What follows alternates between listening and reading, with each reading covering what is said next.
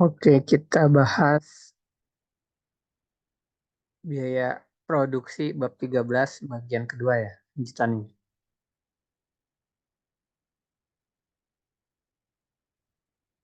Biaya tetap dan variabel. Biaya tetap fixed cost, biaya variabel variable cost ya. Biaya tetap itu tidak berubah seiring dengan berubahnya jumlah output yang dihasilkan.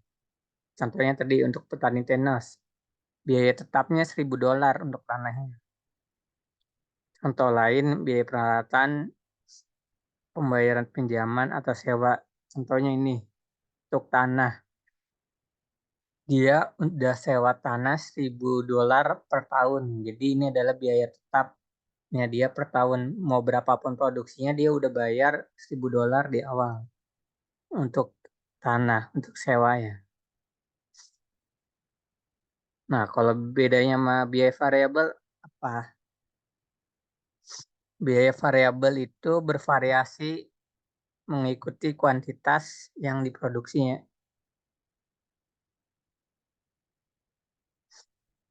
Contohnya, contohnya apa maksudnya mengikuti kuantitasnya gimana? Contohnya biaya variabel itu adalah upah pekerja yang dibayar oleh si petani atau biaya bahan baku. Jadi biaya tetap ini ditambah biaya variabel ini bakal jadi biaya total. Contoh biaya variabel itu gaji. Jadi semakin banyak orang yang direkrut untuk buat produksi maka semakin besar biaya variabelnya karena gajinya akan semakin banyak karena jumlah orang yang direkrut juga akan semakin banyak. Paham ya? Kalau yang biaya tetap itu dia dibayar di awal untuk 1 tahun misalnya. Produksi mau dia produksinya 0 atau produksinya 100 dia tetap bayar biaya sewa tanah. Nah, yang biaya upah ini tergantung dari produksinya. Kalau produksinya banyak dia hire tenaga kerja lebih banyak lagi.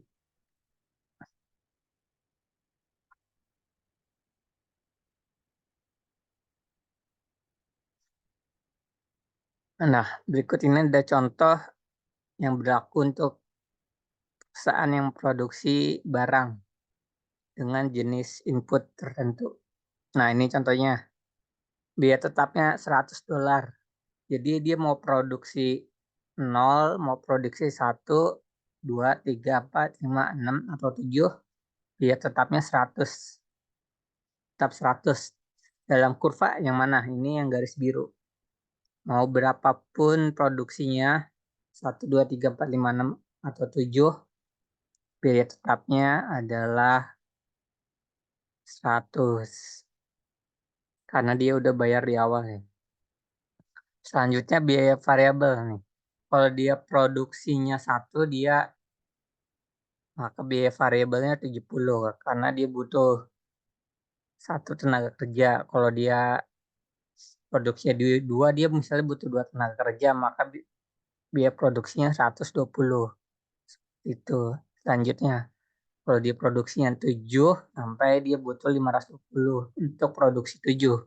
Misalnya untuk produksi 7 dia butuh 7 tenaga kerja, makanya biaya variabelnya korelasinya ke atas ya, upward sloping.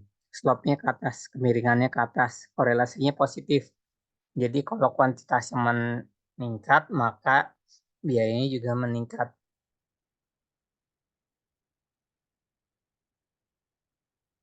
Paham ya, di sini biaya variabel semakin banyak produksi, maka biayanya semakin meningkat. Kalau biaya tetap, ini tetap ya biayanya.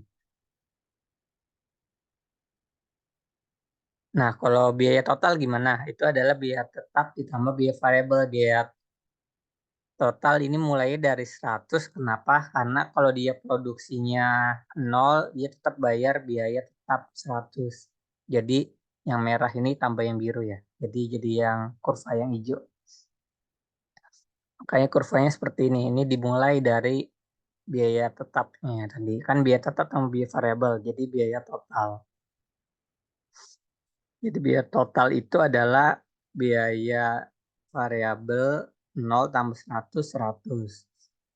100 tambah 70, 170, 100 tambah 120, 220, sampai 100 tambah 520, 620 di sini kalau produksinya 7 ya, 620. Paham ya? Biaya total, biaya variabel tambah biaya tetap.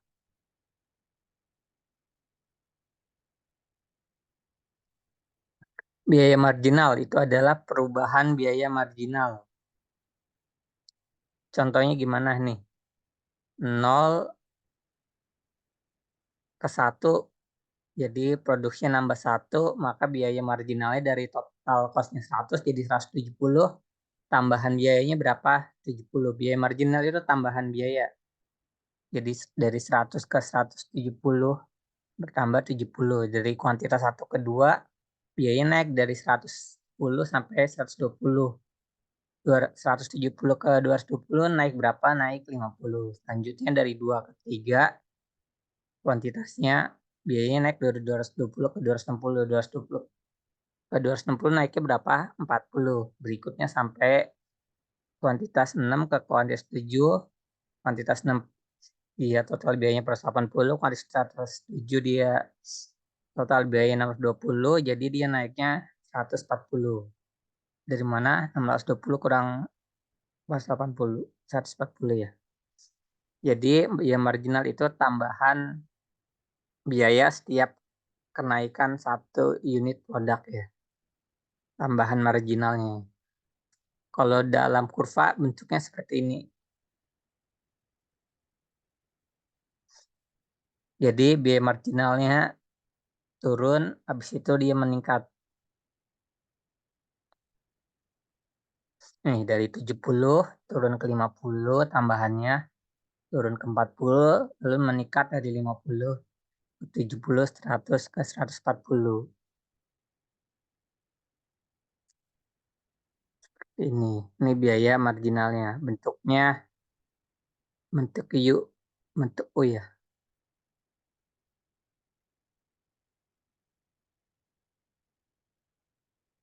Kalau biaya tetap rata-rata gimana? Jadi biaya tetap kan tadi mau berapapun produksinya, 1, 2, 3, 4, sampai 7, dia produksinya tetap 100. Nah, kalau dia produksi cuma 1, biaya tetap rata-ratanya maka 100 dibagi 1, 100. 100 dibagi 2, 50. 100 dibagi 3, 33,33. 100 dibagi 7, kuantitasnya 14,29. Bisa dibilang di sini biaya tetap makin banyak produksinya, maka biaya tetapnya per kuantitasnya bakal semakin murah. Seperti itu kalau makin banyak produksinya, jadi biaya tetap ini diuntungkan karena dia biaya sama berapapun produksi jumlahnya. Jadi makin banyak produksinya, biaya tetap per unitnya makin berkurang. Seperti itu ya pahamnya. Jadi dilihat di sini biaya tetapnya makin berkurang. Nah, ini biaya tetapnya. Kalau di produksinya 1, maka biaya tetapnya rata-ratanya jadi 100. Produksinya 2, 50. Biaya tetap rata-ratanya ya. Produksinya 7 jadi 14,29. Jadi kurvanya jadi semakin berkurang. Miring ke bawah, downward sloping. Jadi korelasi biaya sama kuantitasnya negatif ya. Jadi kalau kuantitas naik, biaya tetap rata-ratanya makin berkurang.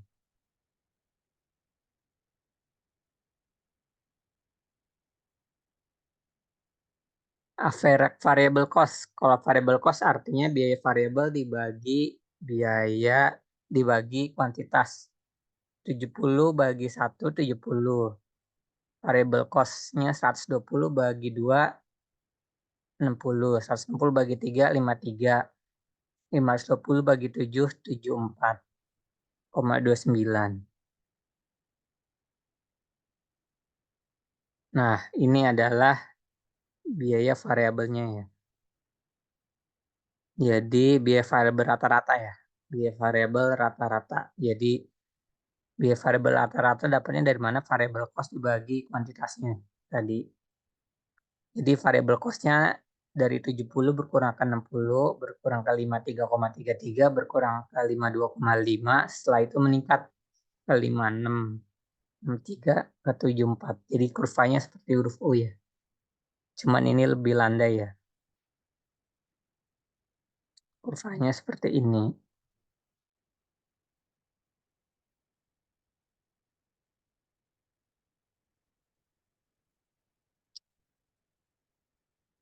Nah, biaya total rata-rata gimana cara ngitungnya? Total biaya dibagi kuantitas atau juga biaya total rata-rata, biaya tetap rata-rata ditambah biaya variabel rata-rata. Seperti ini ya. Jadi average total cost berarti misalnya kuantitas satu nih, contohnya dari biaya tetap rata-rata 100 ditambah biaya variabel rata-rata 70 jadi 170. Biaya tetap rata-rata 50, biaya variabel rata-rata 60, 50 tambah 60, 110 pada kuantitas 2. Ada kuantitas 3, biaya variabel rata-rata 33,33, biaya variabel rata-rata 53,33, biaya tetap rata-rata 33,33 ditambahin jadi 86,67 adalah biaya total rata-rata sampai kuantitas 7. Jadi biaya tetap rata-rata 14,29 ditambah biaya variabel rata-rata 74,29 jadi biaya total rata-rata 88,57 pada kuantitas 7. Kenapa begini? Tadi ini total cost sama dengan variable cost ditambah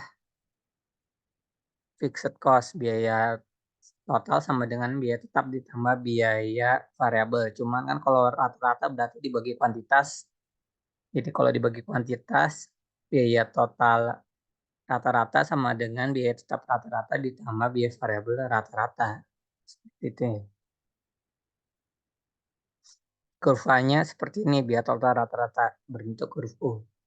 Pada kuantitas 1, biaya total rata-rata 170, kuantitas 2 berkurang ke 110, kuantitas 3 berkurang ke 8,667, kuantitas 4 berkurang 7,5, kuantitas 5 berkurang jadi 76, lalu meningkat di kuantitas 6 jadi 80, dan kuantitas 7 jadi 88,57.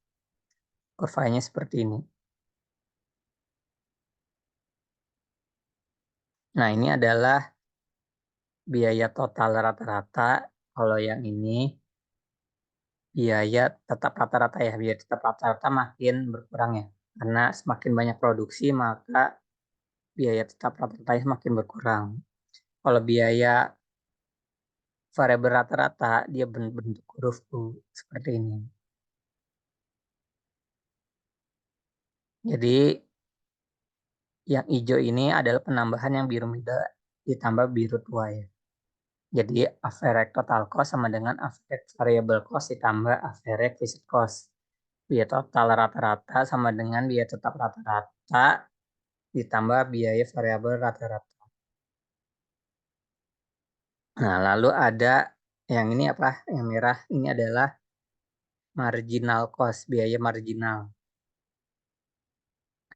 Jadi biaya marginal ini adalah bakal memotong kurva average total cost ya di titik minimum nih. Biaya marginal cost ya. Dia bersentuhan nih di sini. Ini adalah garis persinggungan antara biaya marginal ditambah sama dengan kurva biaya total rata-rata. Nah ya, dia kenapa dia bersinggungan di titik minimum kurva nih? Nih, jika biaya marginal cost nih, marginal cost-nya ini di bawah biaya total cost, jadi yang merah ini jika di bawah yang warna hijau nih, lihat nih.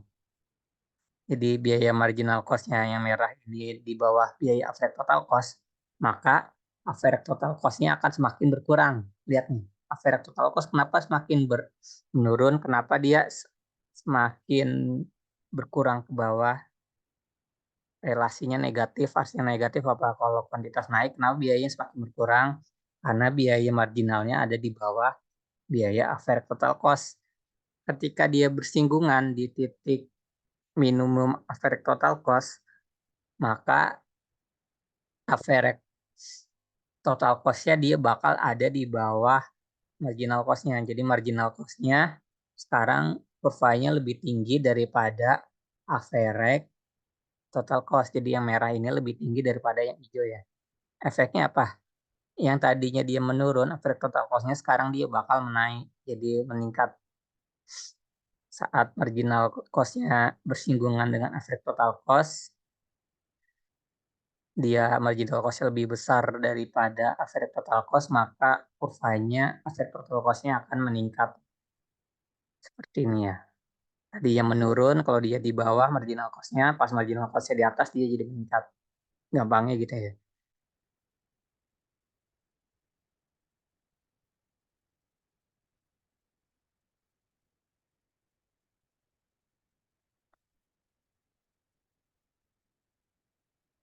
Udah paham ya? Jadi ini adalah titik persinggungannya.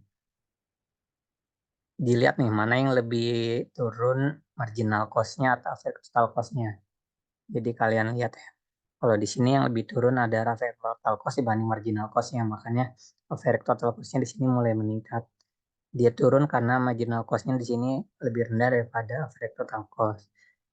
Lalu biaya jangka pendek dan jangka panjang. Biaya jangka pendek misalnya contohnya beberapa input yang bersifat tetap dia bisa jadi variabel cost dalam jangka panjang. Contohnya tadi kayak pabrik, tanah, sewa bisa jadi variabel dalam jangka panjang. Contohnya apa? Tadi kan ada satu perusahaan dia cuma punya satu pabrik. Nah, dia sewa pabrik itu untuk 1 tahun. Nah, itu jadi biaya tetapnya itu. Biaya tetap dia. Nah, sedangkan kalau perusahaannya udah jadi perusahaan besar, dia punya banyak pabrik dong. Dia bisa sewa banyak pabrik, nggak sewa satu pabrik aja. Nah, biaya yang tadinya biaya tetap dia berubah jadi biaya variabel karena dia bisa membangun lebih banyak pabrik. Jadi dia bisa produksi lebih banyak.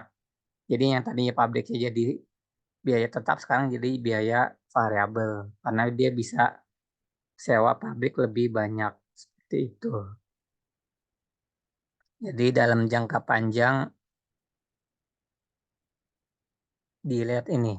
Dia bisa melihat hubungan antara dalam CC pada Q berapapun, average total cost pada kuantitas berapapun adalah biaya per unit yang menggunakan campuran input yang paling efisien untuk tersebut dengan ukuran average total cost terendah. Ini maksudnya gimana nih? Contohnya. Jadi ini adalah fase ukuran pabrik ya. Tadi jadinya pabriknya kecil. Ini adalah perusahaannya masih perusahaan kecil. Average total cost-nya di sini karena kuantitasnya masih kecil nih. Pas jadi pabriknya di level menengah, maka aspek total cost-nya di yang warna hijau. Yang sebelah, dia makin banyak produksinya. Kalau dia makin banyak produksinya lagi, average total cost-nya yang warna ungu. Seperti itu jika sudah jadi perusahaan besar. Jadi perusahaan bisa memilih 3 ukuran pabriknya. Tadinya jadi pabrik kecil, pabrik medium, menengah, sekarang jadi pabrik besar. Ini adalah dalam jangka panjang, misalnya 1 tahun pertama pabrik kecil, pas dia tahun berikutnya udah 2 tahun jadi pabrik menengah, udah 3 tahun jadi pabrik besar ya. Kuantitasnya makin banyak yang produksi.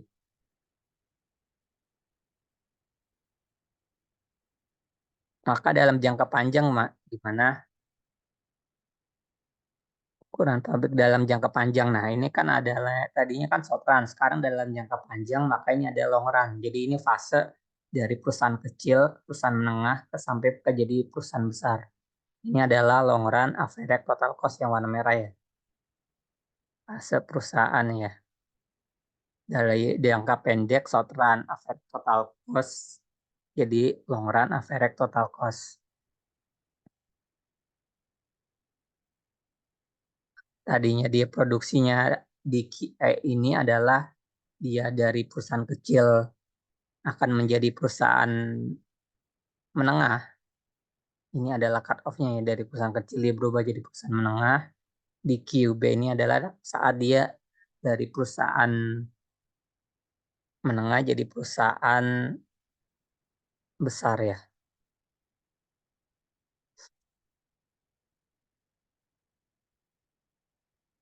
Nah, cuman kan di dunia nyata fase perusahaan dari kecil, menengah ke besar kan bukan cuma 3 fase doang ya. Jadi fasenya ada banyak.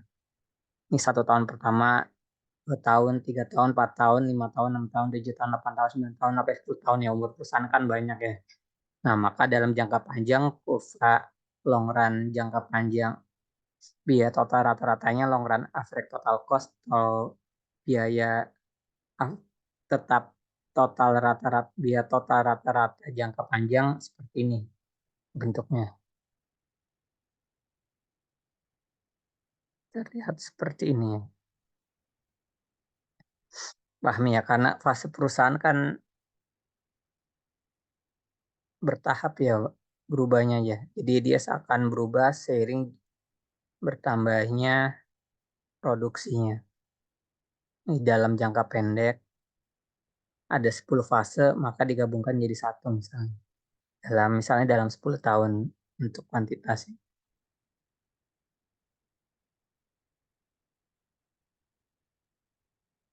Nah,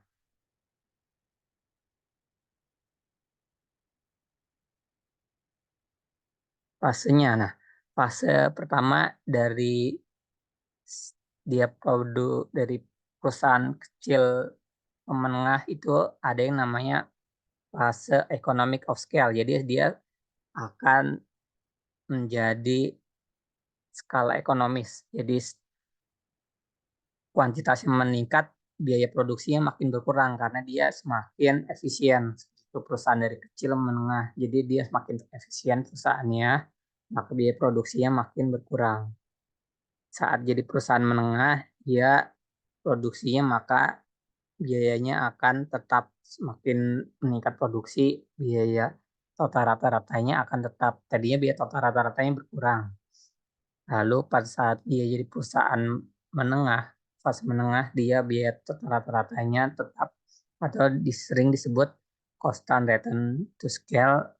Pada saat dia jadi perusahaan besar, maka average total cost-nya akan meningkat. Jadi biaya total rata-ratanya akan meningkat semakin meningkatnya kuantitas seperti itu. Jadi pas dia turun ini disebut skala ekonomis, economic of scale. Kalau dia mendatar itu constant return of scale, CRS. Kalau diseconomics of scale pada saat terjadi jika biaya produksinya meningkat, biaya total rata-ratanya ya, meningkat saat kuantitasnya tinggi. Kenapa bisa seperti itu? Nah, karena apa? Pada saat skala ekonomis perusahaan dari kecil ke menengah ada yang disebut spesialisasi pekerjaan. Jadi para pekerjanya fokus pada tugas mereka. Jadi tugasnya lebih spesifik. Misalnya apa? Jadi khusus untuk bagian produksi, dia fokus untuk bagian produksi aja. Dari bagian akunting, fokus untuk bagian akunting. Seperti itu dipisahkan. Untuk pemasaran, fokus di bagian pemasaran. Bagian sumber daya manusia fokus kerjanya di departemen sumber daya manusia. Jadi mereka ada pembagian departemen.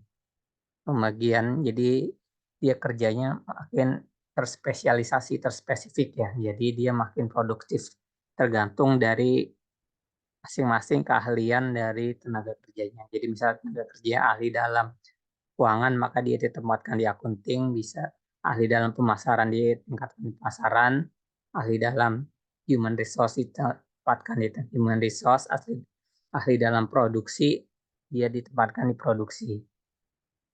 Ini terjadi waktu saat kuantitasnya rendah. Nah, pada kuantitasnya tinggi, kenapa kuantitasnya tinggi, kenapa biaya produksinya meningkat? Ada yang tahu kenapa? Ini dikarenakan karena apa, ayo? Karena ada masalah koordinasi dalam organisasi yang besar. Misalnya manajemen menjadi besar dan tidak bisa mengendalikan biayanya. Jadi kan kalau perusahaannya udah besar, tenaga kerjanya kan banyak, dia butuh koordinasi misalnya staf diawasi oleh supervisor, entah supervisor diawasi oleh manajer, manajer ini nanti diawasi lagi sama direktur, itu direktur diawasi sama CEO-nya itu. Nah, apalagi kalau perusahaannya udah tenaga kerja semakin banyak, jadi kan untuk mengawasi pegawainya kan untuk mengawasi pegawainya dia butuh masing-masing supervisor untuk tiap departemen. Jadi misalnya satu orang mengawasi 10. Nah, yang supervisor ini diawasi lagi.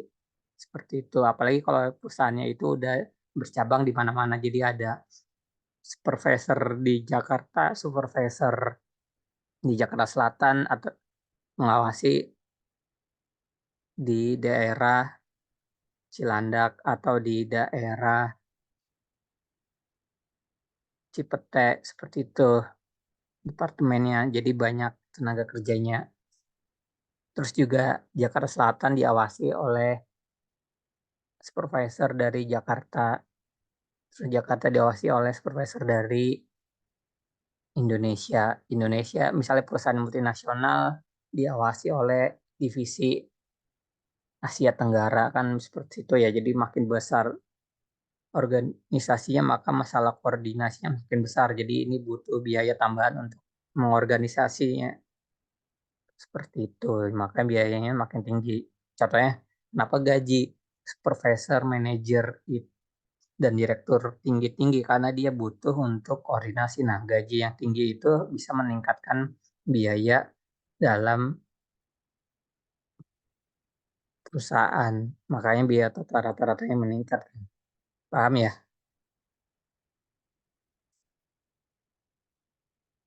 Ya, ya. Berikut itu adalah untuk biaya produksi bagian kedua. Oke, sudah sampai di sini saja.